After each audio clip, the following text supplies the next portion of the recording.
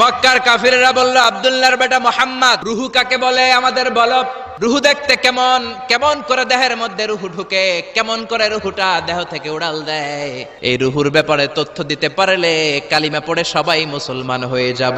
বিশ্বনবী বলতে পারে না, কারণ বিশ্বনবী মন গড়া কোনো কথা বলেন না, আকাশ থেকে গ্রিন সিগন্যাল আসলে তবেই বলেন, ঠিক কিনা? বিশ্বনবী আল্লাহ তাআলার পক্ষ থেকে গ্রিন সিগন্যাল পাওয়ার জন্য উপরে তাকিয়ে রইলেন, আয়াত নাজিল হয়ে গেল। ইয়াসআলুনাকা আনির রূহি কুলির রূহু মিন আমরি রাব্বি ওয়া মা উতীতুম মিনাল ইলমি ইল্লা কালিলা।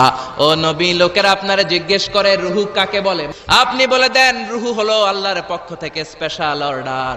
আল্লাহর অর্ডারে এই রূহুটা দেহের মধ্যে ঢোকে, আবার আল্লাহর অর্ডারে রূহু বের হয়ে যায়। আল্লাহু আকবার। পৃথিবীর যত বিজ্ঞানীরা আছে সবাই মিলেও কি একটা রূহু বানাতে পারবে?